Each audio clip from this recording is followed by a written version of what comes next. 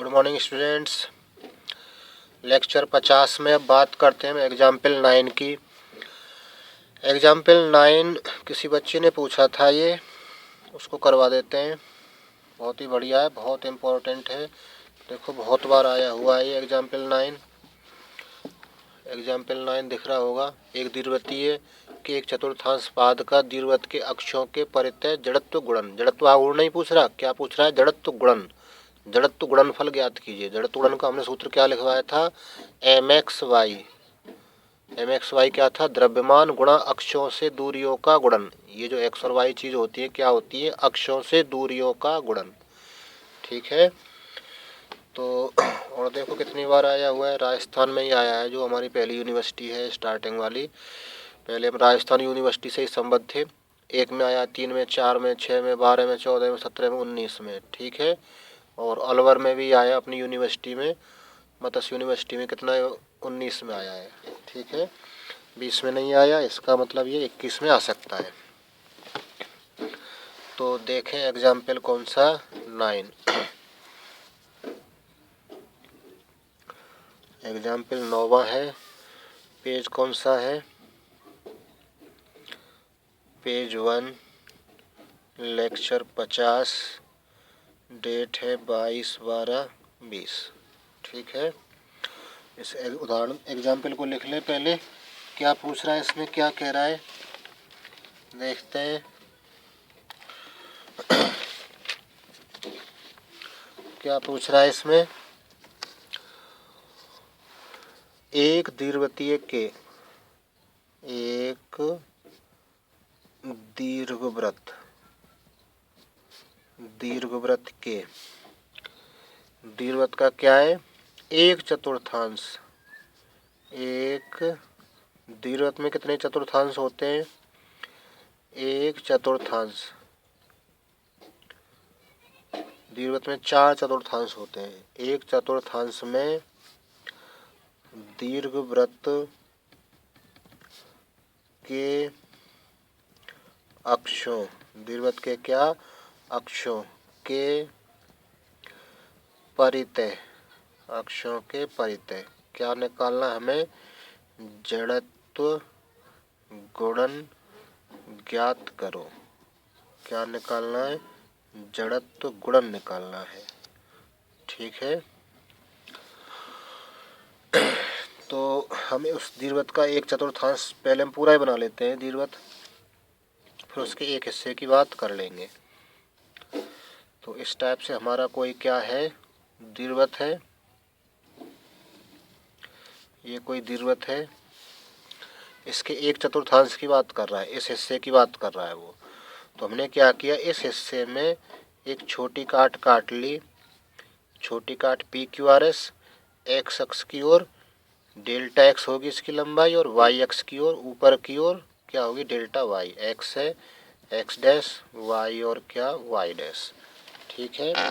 अब क्या करेंगे? X X dash Y Y dash है ये, तो क्या किया जाएगा? ये हमारी छोटी काट है, तो इसकी एक्स अक्ष से दूरी, एक्स अक्ष से दूरी क्या होगी? वाई, और वाई अक्ष से दूरी क्या होगी? एक्स।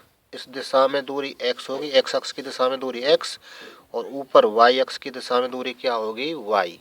ठीक है। तो ये हमारी इस छोटी काट की दूरियां हैं अक्षों से। कौन कौन सी? एक्स और वाई। अक्षों से दूरियां क्या है? वाई अक्ष से दूरी एक्स है, और एक्स अक्ष से दूरी क्या है? वाई।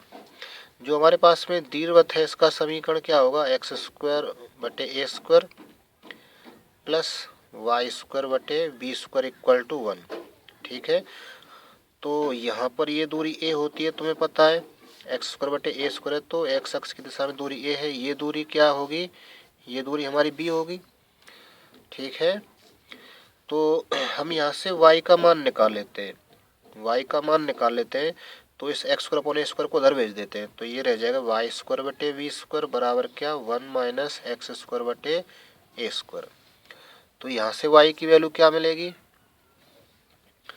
इस बी स्क्वायर को उधर भेजें तो वाई स्क्वायर बराबर बी स्क्वायर और 1 माइनस एक्स स्क्वायर बटे ए स्क्वायर।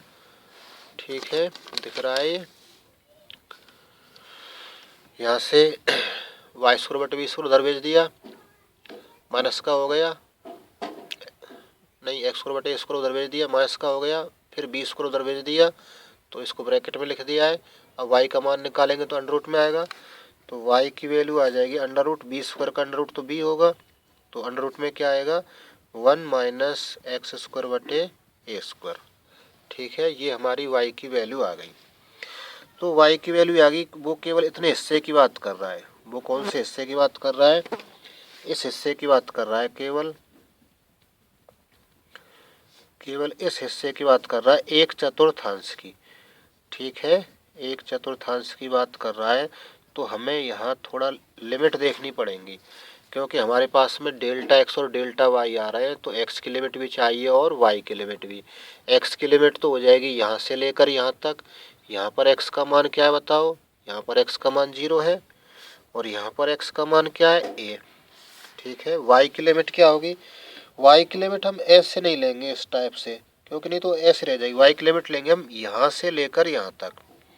यहाँ पर वाई का मान, एक्स अक्ष पर वाई का मान 0 होगा, यहाँ पर वाई का मान क्या होगा? जो हमने वाई का मान निकाला है ये होगा। वक्र के समीकरण पूरे वक्र पर वाई का मान ये होगा, चाहे वक्र कहीं पर भी है। तो वाई की वैल्यू हो जाएगी बी अंडर रूट कितना 1 माइनस एक्स स्क्वायर बटे ए स्क्वायर। ठीक है, वाई की वैल्यू ये आ जाएगी 1 माइनस एक्स स्क्वायर बटे ए स्क्वायर। ठीक है, दिख रही है वैल्यू। तो हम बात करते हैं इसके द्रव्यमान की। इसका द्रव्यमान क्या होगा? द्रव्यमान किस में छिपा हुआ है? इसका इस क्षेत्रफल में छिपा हुआ है। दीर्घवृत्त के इस क्षेत्रफल में, एरिया में हमने काट लिए, तो इसके अंदर एरिया है, तो इसका एरिया क्या होगा? इसका एरिया होता है पाई ए वी। पूरे दीर्घवृत्त का एरिया क्या होता है? पाई ए वी। तो यहाँ लिख लेते हैं, हम जानते हैं ये हल की बात कर रहे हैं, हल कर रहे हैं अब। हम जानते हैं क्या? दीर्घवृत्त का क्षेत्रफल क्या होता है? पाई ए बी। ठीक है, पाई ए बी हम पहले बता चुके हैं। पाई ए बी होता है इसका क्षेत्रफल, दीर्घवृत्त का क्षेत्रफल पाई ए बी। तो इसके चौथा हिस्से का क्षेत्रफल क्या हो जाएगा? पाई ए बी में 4 का भाग लगा दें, इसलिए एक चतुर्थांश का, इसलिए एक चतुर्थांश का क्षेत्रफल बराबर क्या हो जाएगा? पाई ए बी बटे कितना 4, क्योंकि हमें इस चौथा हिस्से का चाहिए, पूरे का तो पाई ए बी, चौथा हिस्से का चाहिए, क्योंकि इनकी तो बात कर ही नहीं रहा है, वो केवल एक चतुर्थांश की बात कर रहा है। यहाँ देखो, एक चतुर्थांश की बात कर रहा है। एक चतुर्थांश के लिए हमें क्या निकालना है? जड़त्व गुणन। ठीक है, तो एक चतुर्थांश का क्षेत्रफल ये आ गया। तो इतने क्षेत्रफल का द्रव्यमान है हमारा कैपिटल एम, यानी इस पूरे का द्रव्यमान कैपिटल एम है, तो इतने क्षेत्रफल का है। तो चूंकि क्या, पाई ए बी बटे 4 क्षेत्रफल का द्रव्यमान बराबर कितना है? Capital M. इसलिए एकांक क्षेत्रफल का क्या हो जाएगा? अब तो रट गया होगा ये। एकांक क्षेत्रफल का द्रव्यमान क्या हो जाएगा बताओ? एम के बटे में जो क्षेत्रफल जिसका द्रव्यमान है वो बटे में आ जाएगा, पाई ए बी, और बटे 4 पहुंच जाएगा वो ऊपर। ठीक है, पाई ए बी के बटे में जो 4 है ये वाला, ये जब इसके पाई ए बी बटे 4 करेंगे तो ऊपर पहुंच जाएगा। तो ये आ गया हमारा किसका? एकांक क्षेत्रफल का द्रव्यमान। अब हम छोटी काट का निकालेंगे। अब छोटी काट के क्षेत्रफल, छोटी काट का क्षेत्रफल क्या है बताओ? Delta x into delta Y, लंबाई गुणा चौड़ाई, डेल्टा एक्स और डेल्टा वाई का द्रव्यमान बराबर क्या हो जाएगा? इतने द्रव्यमान में जो हमने एकांक का निकाला है 4m बटे पाई ए बी, इसमें गुणा करवा देंगे किसका? Delta x into delta Y का, छोटी काट के क्षेत्रफल का। ठीक है, तो ये हमारा क्या आ गया है? द्रव्यमान किसका? छोटी काट का द्रव्यमान आ गया है। पर हमें छोटी काट का द्रव्यमान नहीं चाहिए, हमें तो छोटी काट का क्या चाहिए, जड़त्व गुणन। अब छोटी काट का जड़त्व गुणन, जड़त्व गुणन क्या होता है, लिख लेते हैं, द्रव्यमान गुणा अक्षों से दूरियों का गुणन। इसी को हम छोटे रूप में कैसे लिखते हैं, एम एक्स वाई। अक्षों से दूरी कौन कौन सी है, एक्स और वाई। ठीक है, तो द्रव्यमान हमने कितना निकाला, ये रहा। द्रव्यमान का मान लिख देते हैं, क्या द्रव्यमान का मान, 4m बटे पाई ए बी और delta x into delta y, अक्षों से दूरियों का गुणन। अक्षों से दूरियां देखो छोटी काट की, एक्स अक्ष ये है, एक्स अक्ष से दूरी वाई है, वाई अक्ष ये से दूरी कितनी है छोटी काट की, एक्स है, तो एक्स तो गुणा वाई हो जाएगा। अक्षों से दूरियां, अक्षों से दूरियां एक्स और वाई हो गई, तो ये हो गई एक्स इंटू वाई। ठीक है, तो ये जड़त्व गुणन आया तो है, लेकिन ये किसका आया, छोटी काट का। हमें तो कितने का चाहिए, चौथा हिस्से का चाहिए, इस पूरे हिस्से का जड़त्व गुणन चाहिए। तो हम क्या करेंगे, समाकलन करेंगे। समाकलन करेंगे तो x की लिमिट 0 से a और y की लिमिट यहाँ से लेकर यहाँ तक। यहाँ पर y का मान 0 होगा, क्योंकि हम जानते हैं पूरे x अक्ष पर y का मान क्या होता है, 0।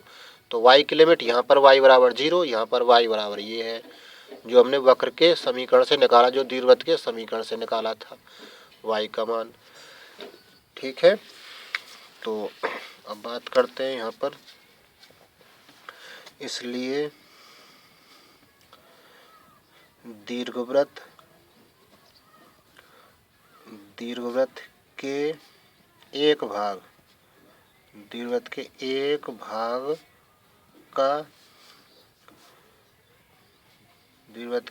भाग का जड़त्व गुणन क्या करेंगे, जो हमारे पास में ये जड़त्व गुणन आया छोटी काट का, उसका समाकलन करेंगे। कितनी बार करना पड़ेगा, 2 बार, क्योंकि इसमें क्या आ रहे हैं, डेल्टा एक्स और डेल्टा वाई, जो समाकलन में चेंज होके क्या हो जाते हैं, डी एक्स और डी वाई।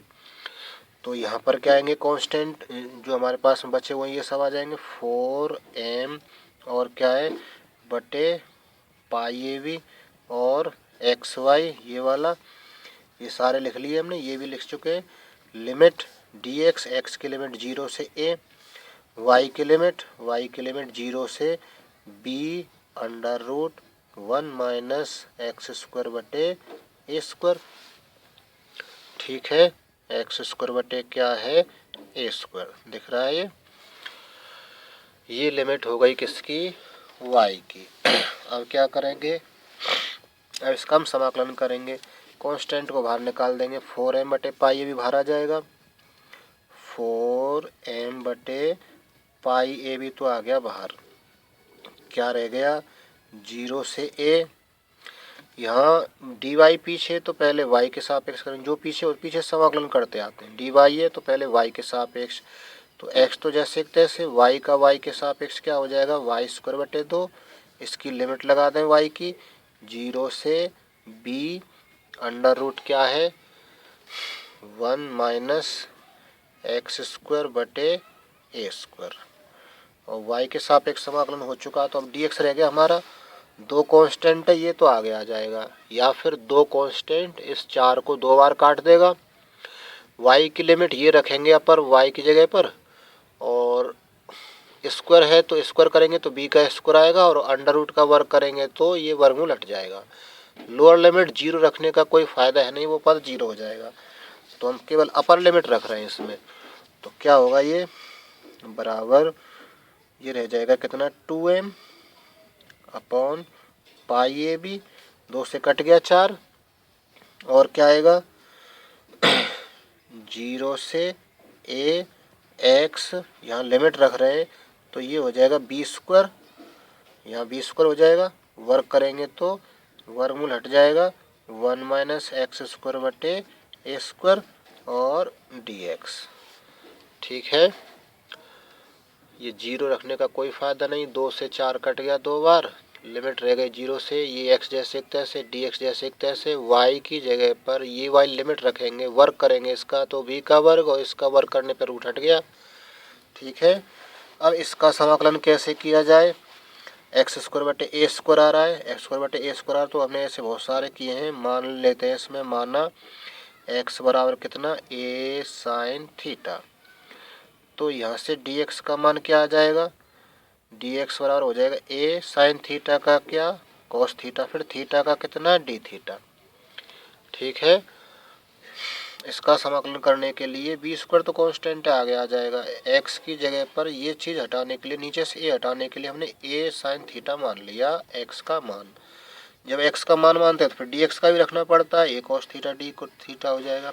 अब लिमिट क्या होगी, एक्स की जगह 0 लिखेंगे तो साइन थीटा बराबर 0 आएगा, तो थीटा की वैल्यू 0 हो जाएगी। यहाँ ए रखेंगे एक्स की जगह तो ए से कट जाएगा, 1 बचेगा, 1 साइन थीटा बराबर 1, तो थीटा बराबर 90 पे होता है साइन की टेबल में 1, तो थीटा की लिमिट हो गई 0 से 90, 0 से 90 का मतलब 0 से π/2। तो देखते हैं अगले पेज में क्या मिलता है। ये एक्स के मान लिख रहे हैं यहाँ पर, ये एक्स स्क्वायर का मान लिख रहे हैं, ये डी एक्स का मान लिख रहे हैं ये, और लिमिट 0 से π/2, ये जैसे के तैसे। तो देखते हैं क्या आता है।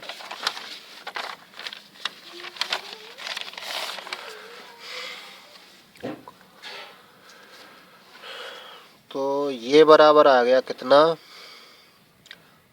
2mb² बटे π/ab,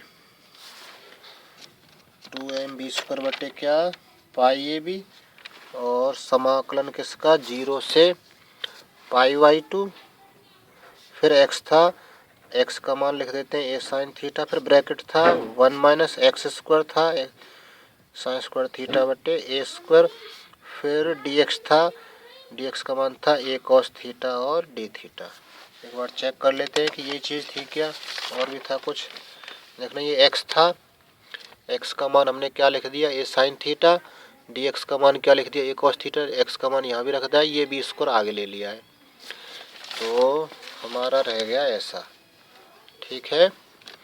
अब इसको थोड़ा सरल करते हैं, ये ए स्क्वायर कट जाएगा, ये ए इंटू ए स्क्वायर आगे आ जाएगा, तो ये रह गया कितना, 2mb² बटे π/ab इंटू ए स्क्वायर, और 0 से π/2।